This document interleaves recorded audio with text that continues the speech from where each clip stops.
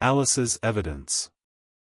"Here," cried Alice, quite forgetting in the flurry of the moment how large she had grown in the last few minutes, and she jumped up in such a hurry that she tipped over the jury box with the edge of her skirt, upsetting all the jurymen onto the heads of the crowd below, and there they lay sprawling about, reminding her very much of a globe of goldfish she had accidentally upset the week before.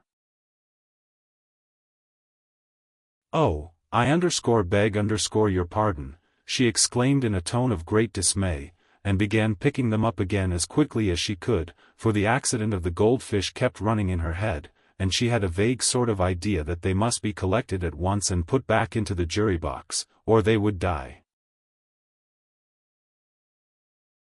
"The trial cannot proceed," said the king in a very grave voice, "until all the jurymen are back in their proper places, _all_," he repeated with great emphasis, looking hard at Alice as he said so.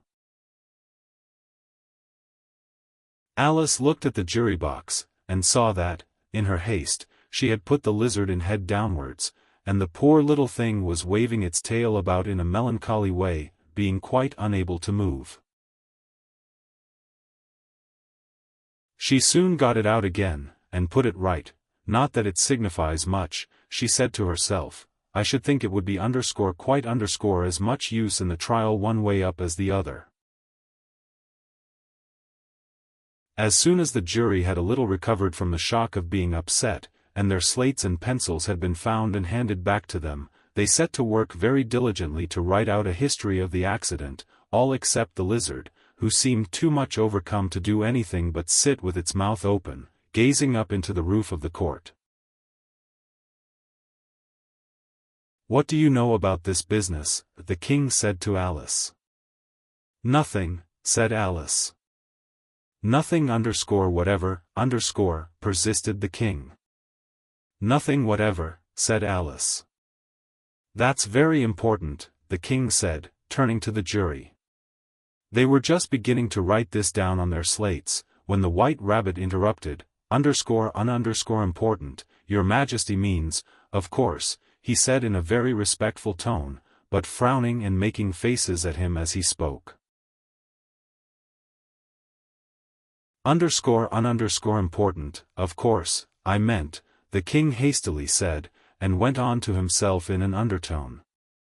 "Important, unimportant, important," as if he were trying which word sounded best.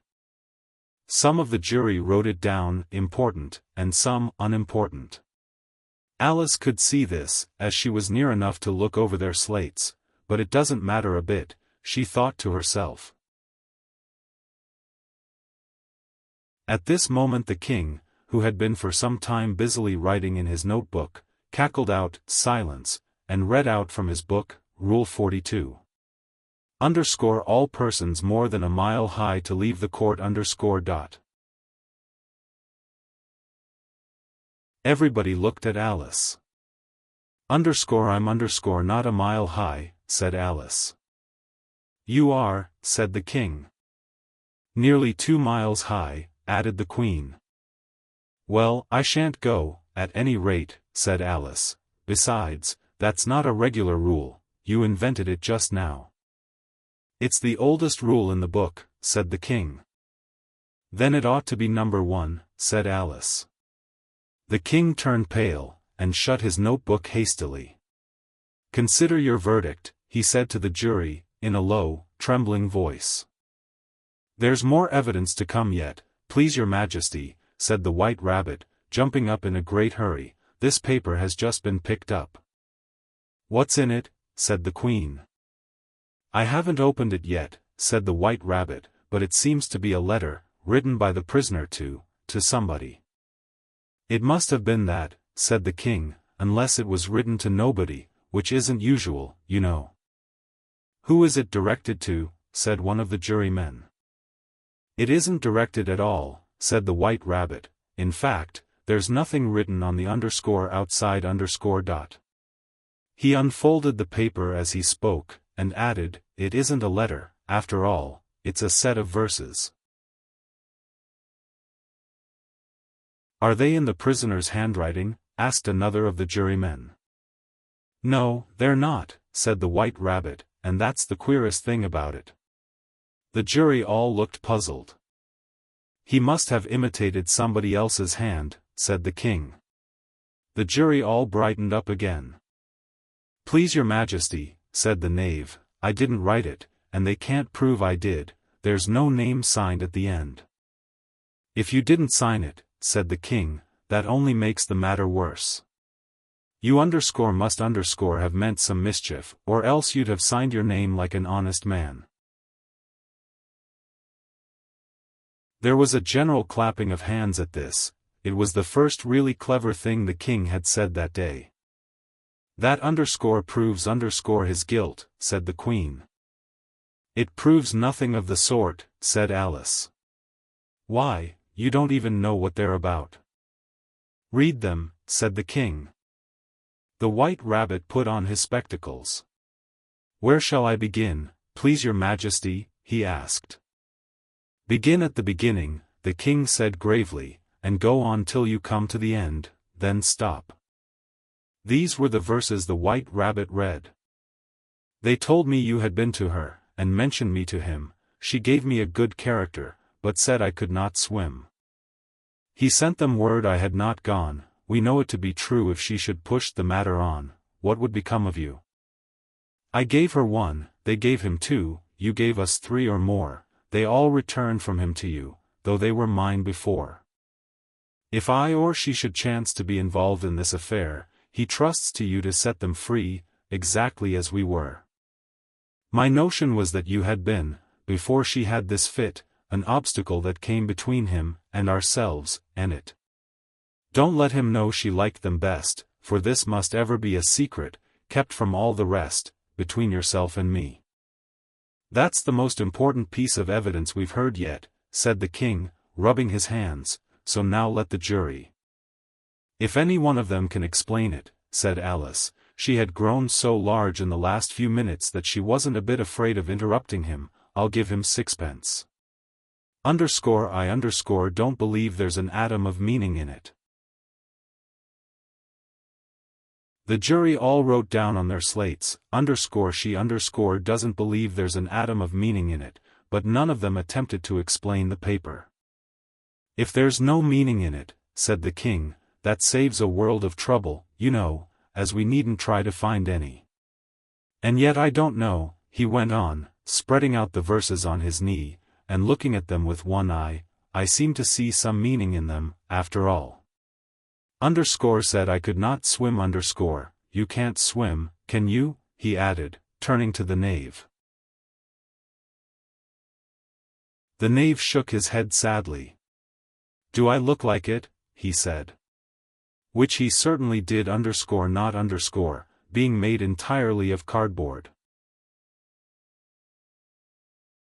All right, so far, said the king, and he went on muttering over the verses to himself. We know it to be true. That's the jury, of course. I gave her 1, they gave him 2. Why, that must be what he did with the tarts, you know. But, it goes on. They all returned from him to you. Said Alice. Why, there they are, said the king triumphantly, pointing to the tarts on the table. Nothing can be clearer than that. Then again, before she had this fit. You never had fits, my dear, I think, he said to the queen. Never, said the queen furiously, throwing an inkstand at the lizard as she spoke. The unfortunate little Bill had left off writing on his slate with one finger, as he found it made no mark, but he now hastily began again, using the ink, that was trickling down his face, as long as it lasted. Then the words don't fit you, said the king, looking round the court with a smile. There was a dead silence. It's a pun, the king added in an offended tone, and everybody laughed. Let the jury consider their verdict, the king said, for about the 20th time that day. No, no, said the queen. Sentence first, verdict afterwards. Stuff and nonsense, said Alice loudly. The idea of having the sentence first. Hold your tongue, said the Queen, turning purple. I won't, said Alice. Off with her head, the Queen shouted at the top of her voice. Nobody moved. Who cares for you, said Alice. She had grown to her full size by this time. You're nothing but a pack of cards. At this the whole pack rose up into the air, and came flying down upon her. She gave a little scream, half of fright and half of anger, and tried to beat them off, and found herself lying on the bank, with her head in the lap of her sister, who was gently brushing away some dead leaves that had fluttered down from the trees upon her face. Wake up, Alice dear, said her sister. Why, what a long sleep you've had. Oh, I've had such a curious dream, said Alice, and she told her sister, as well as she could remember them, all these strange adventures of hers that you have just been reading about, and when she had finished, her sister kissed her, and said, It was a curious dream, dear, certainly, but now run into your tea, it's getting late. So Alice got up and ran off, thinking while she ran, as well she might, what a wonderful dream it had been. But her sister sat still just as she left her, leaning her head on her hand, watching the setting sun, and thinking of little Alice and all her wonderful adventures, till she too began dreaming after a fashion, and this was her dream. First, she dreamed of little Alice herself, and once again the tiny hands were clasped upon her knee, and the bright eager eyes were looking up into hers. She could hear the very tones of her voice, and see that queer little toss of her head to keep back the wandering hair that would always get into her eyes, and still as she listened, or seemed to listen, the whole place around her became alive with the strange creatures of her little sister's dream. The long grass rustled at her feet as the white rabbit hurried by, the frightened mouse splashed his way through the neighboring pool. She could hear the rattle of the teacups as the March Hare and his friends shared their never-ending meal, and the shrill voice of the Queen ordering off her unfortunate guests to execution. Once more the pig baby was sneezing on the Duchess's knee, while plates and dishes crashed around it. Once more the shriek of the griffin, the squeaking of the lizard's slate pencil, and the choking of the suppressed guinea pigs, filled the air, mixed up with the distant sobs of the miserable mock turtle. So she sat on, with closed eyes, and half believed herself in Wonderland, though she knew she had but to open them again, and all would change to dull reality. The grass would be only rustling in the wind, and the pool rippling to the waving of the reeds. The rattling teacups would change to tinkling sheep bells, and the Queen's shrill cries to the voice of the shepherd boy, and the sneeze of the baby, the shriek of the griffin, and all the other queer noises, would change, she knew, to the confused clamor of the busy farmyard, while the lowing of the cattle in the distance would take the place of the mock turtle's heavy sobs.